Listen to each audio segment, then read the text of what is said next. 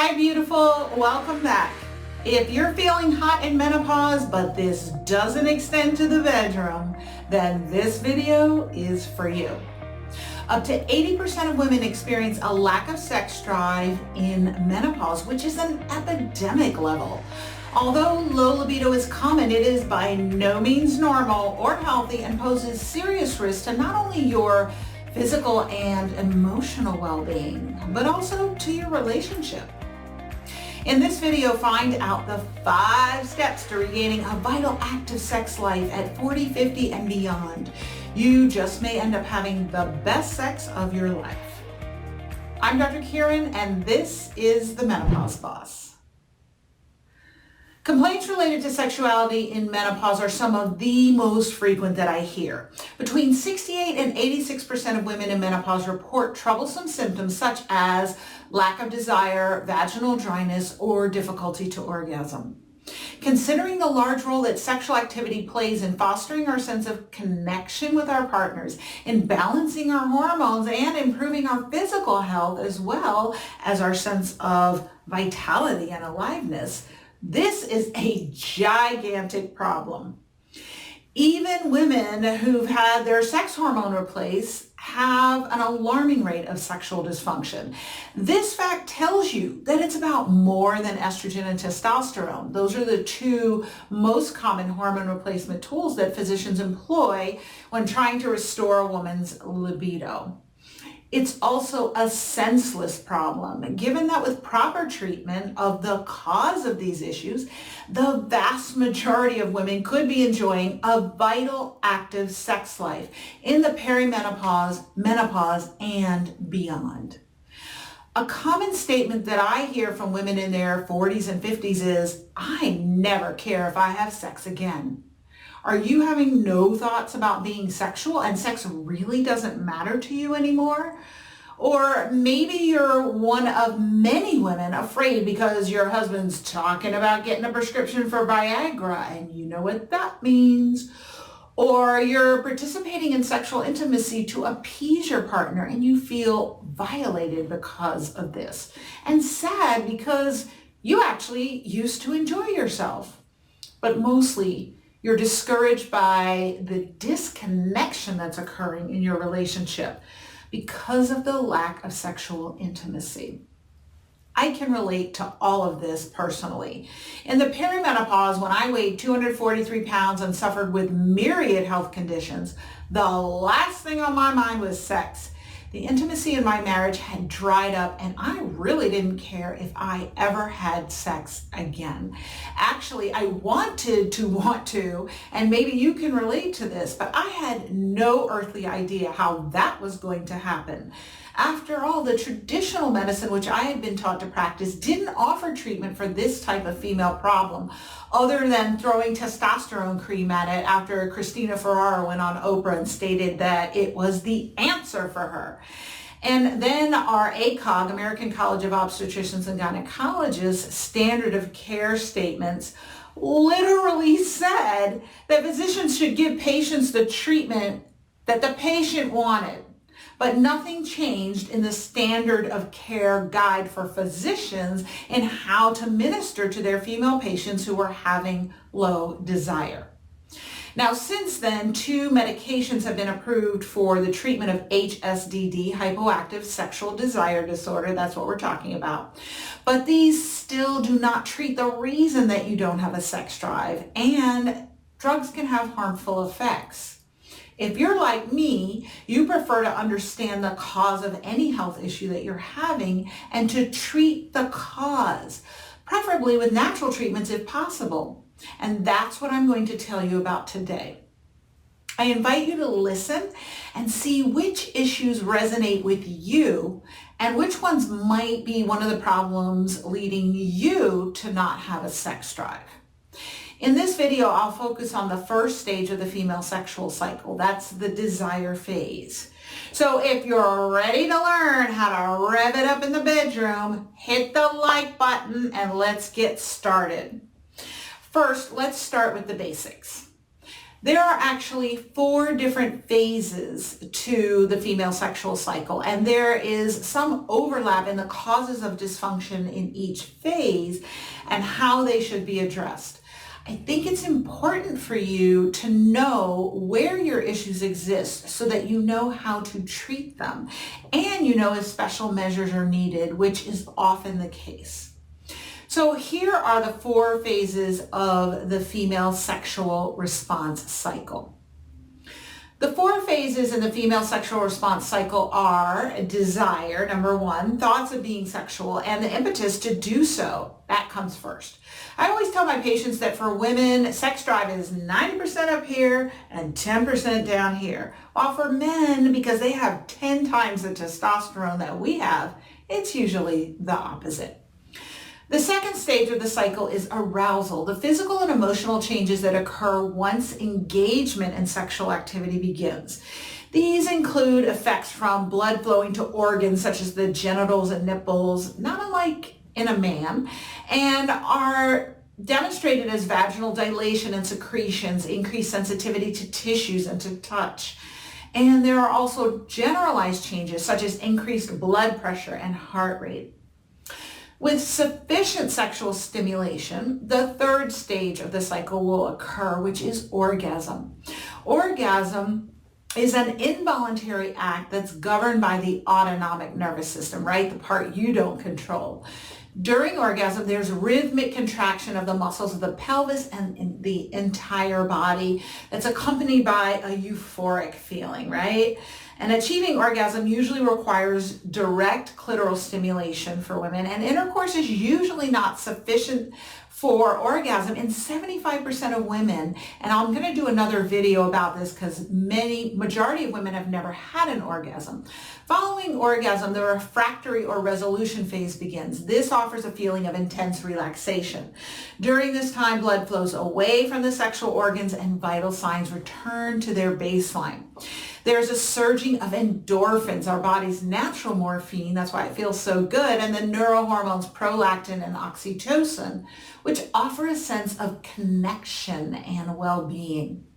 In this video, we'll be focusing on phase 1, the desire phase. So stay tuned for more videos on arousal and orgasm disorders, as there can be unique difficulties that must be overcome in these phases for women to achieve a satisfactory sexual response, especially in menopause. Generally, difficulties in all phases can be successfully treated, so there's hope. Now that you have an understanding of how the female sexual response cycle works, let's talk about why you have a sex drive in the first place, as clearly understanding this is vital to understanding how to address difficulties in this area. The bottom line is that it's not only about your sex hormones, it's about your overall level of health. Yes, your sex drive parallels your level of overall health, not from your perspective, but from your body's perspective. So why is this? We forget this, but we actually have a sex drive in the first place in order to procreate, right? Have babies and maintain the viability of our species. In modern society, we've uncoupled having sex from having babies with the use of birth control. And most of the sex that we have is what I'll call recreational sex. It's for pure enjoyment, not to make babies. But still, your body views sex as a means of procreation. And your body requires you to be in optimum health to procreate. So that first, you'll produce a healthy baby, and second, so that you'll be around to take care of it until it can take care of itself.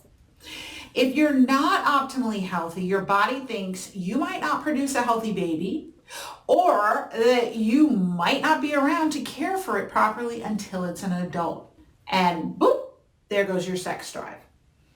In menopause, it's not only that you become deficient in some of the key hormones required to have a sex drive and procreate, but also that you've accrued other imbalances that render you not optimally healthy, and poof, there goes your sex drive. Correcting these imbalances is the key to regaining your sex drive and your optimum health. So let's get into the 5 practical steps to do just that. Number 1, get your hormones balanced. There are 8 major hormones that need to be at physiologic levels for you to have a great sex drive. These include the hormones that you may be aware of: estrogen, progesterone, and testosterone, but also several that you might not be aware affect your libido. These hormones are necessary but not sufficient to confer a healthy sex drive in a woman. If you're in menopause or the perimenopause, then by definition, you have hormonal deficiencies of one or more of these hormones, and this must be addressed for your sexuality to be normal. If you're on hormonal birth control of any kind, whether birth control pills, implants, or hormone-containing IUDs, and you have a low sex drive, then most likely this is part of the problem. The effect that these synthetic hormones have on your body's natural hormones is detrimental and often alters them in a way that markedly decreases your sex drive. When I practiced traditional gynecology, I routinely saw women each week with low libido secondary to hormonal birth control, and routinely I saw their sex drive restored once they ceased using these forms of birth control and detoxed from the synthetic hormones. The other hormones that need to be evaluated and balanced are thyroid, insulin, cortisol, and DHEA, and oxytocin. Of these, cortisol is the one that I find is consistently abnormal in women with low libido at any and every age. Why is this? Because cortisol, or as I like to call it, queen cortisol, is the cornerstone and key indicator of your overall level of health. Cortisol is your stress hormone, and it determines your sleep-wake cycle, your energy level, weight, immune system function. So whether you get sick or not, whether you get cancer or not, it also directly affects your sex drive. If your cortisol is off balance, it acts as a kill switch on your libido because the body knows that it's not optimally healthy and that you don't need to be procreating. So balancing not only your sex hormones, estrogen, progesterone, testosterone is vital, but also your cortisol, DHEA, thyroid, insulin, and oxytocin. Those are crucial to restoring and maintaining a healthy libido. Oxytocin is the same hormone that causes uterine contractions during childbirth and allows for lactation. It also confers bonding of mother and infant and is involved with human bonding socially, well-being in general, and sexuality. Low levels of oxytocin are associated with many types of social dysfunction, including depression and spectral disorders, as well as sexual dysfunction. Low desire and difficulty to orgasm are 2 common symptoms, but both of these usually have multiple causes in a given woman. If you become disconnected from your partner, then oxytocin is likely playing a role or not playing a role. And I'll cover more on this in step number 5. So number 2, you've got to be feeling good about yourself emotionally to have a healthy sex drive. For women, our desire is highly psychological and mediated by a host of factors. When you feel poorly about yourself, you don't feel like getting dressed up to go to a party and be around others, let alone being up close and personal with someone else or yourself in any intimate way, right? We're talking about self-esteem. Do you not only love yourself, but do you like yourself? Low self-esteem impacts our libido in many ways. First, if you've got low self-esteem, sometimes you engage in sex for the wrong reasons or you approach it with an unhelpful attitude, right? The wrong reasons might be for approval or for an attitude of being good at it or solely to please someone else. And that does little to honor our innate goodness and the fact that we are worthy of being sexual with whom we choose and enjoying the act as an expression of our most authentic self. Low self-esteem also limits our confidence, and confidence is vital to healthy sexual expression. Knowing you are valuable, putting your best self forward, knowing that you're capable, lovable, and worthy of giving and receiving pleasure are all necessary for healthy sexual expression. I recently worked with a woman who was experiencing severe vaginal laxity and urinary incontinence to such a severe degree that there was no way she was allowing her husband to make love to her. She had lost her confidence and self-esteem when it came to her sexual expression in the wake of giving birth to 5 children from the after effects, and she was even too embarrassed to talk to her doctor about the issues she was having, which obviated any solution. Suffice it to say that after discussing these issues and the importance of getting them addressed so that she could regain her confidence in the bedroom, she did just that and regained healthy intimacy with her husband. Number 3, get rid of inflammation. It is a sex killer. You might be familiar with the acute type of inflammation that occurs with something like a sinus infection. Your sinuses get hot, swollen, you may have redness, mucus coming out of your nose, you might have a headache and pain in your face. Well, that type of inflammation in the body is often going on to a lesser degree chronically in all of your tissues, unbeknownst to you. And ultimately, it's not only what causes death, but will stop your sex drive in the meantime. I like to call it rust from free radicals. It's inflammation and it's damaging your cells just like a metal lawn chair left out in the rain will rust due to damage of the metal from the elements, right? This inflammation or rust in your body harms everything it comes in contact with, and the result is not only systemic problems in all systems, but also a decrease in sex drive. Well, how do you know if you have inflammation? You might experience symptoms like swelling in your hands and feet or redness in your face and a feeling of bloatedness all over. These are just some of the symptoms. If you're on 3 or more prescription medications, then you likely have some degree of inflammation going on. So think about it. If your body is having to handle putting out fires of inflammation, how much energy do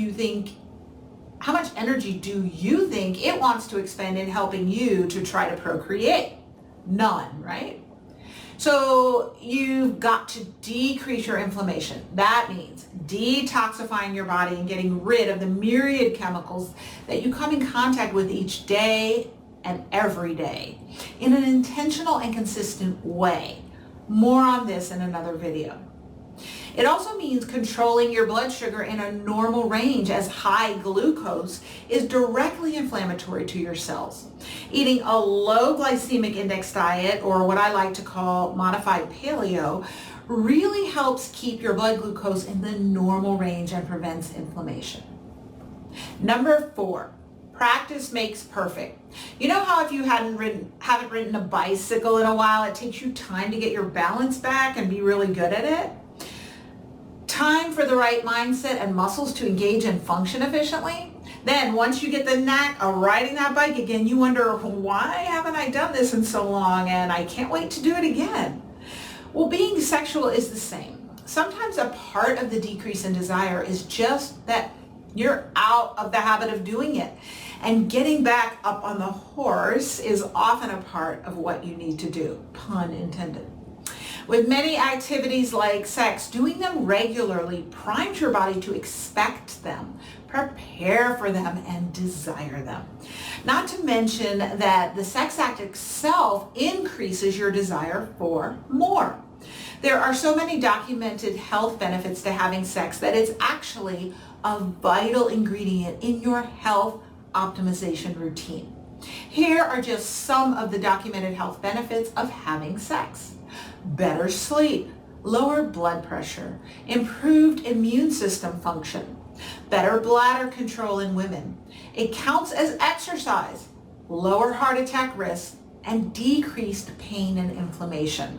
And it's a great stress reliever as well. The number 5 tool to regaining your sex drive is to solve any relationship issues with your partner. I can't tell you how many times I've had women complain about low sex drive, only to learn that they do have the desire to be sexual, just not with their current partner. One particular patient comes to mind whose husband had cheated on her multiple times and continued to do so. Yet she came to me asking why she had no sex drive, thinking there must be something physically wrong with her. Hopefully you see the insanity in this situation. Perhaps as the result of the current portrayal of female sexuality in the media being a commodity that arises only from our physical existence and is unrelated to the emotional consistency and tone of attachment to our partner. In simple terms, we see on TV and in movies that women are happily and readily sexual in a variety of emotionally vapid and sometimes abusive relationships, and can unwittingly hold ourselves to the same standards. The bottom line is this: if you don't like your partner, or if there are unresolved emotional issues between the two of you, then you will have no desire to be sexual with them.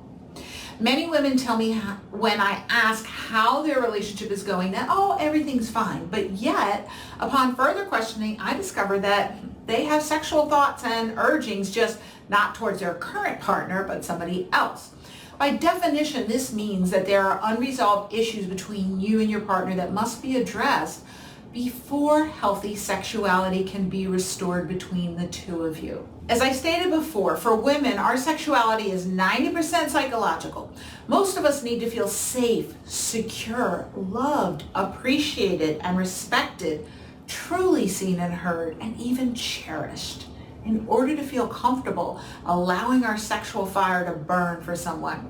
For most of us, the physical sexual act is merely the outward expression of inward warm regard that is fostered each day in every interaction with our partner. Men are not built this way. They often see sex as a means to connection with their partner, while women see connection with their partner as a means to sex. In order to restore and maintain healthy libido, women must have a thriving emotional connection with their partner. If your connection to your partner is off and you're not sure why or what to do about it, then seeking professional help is the most loving action to take.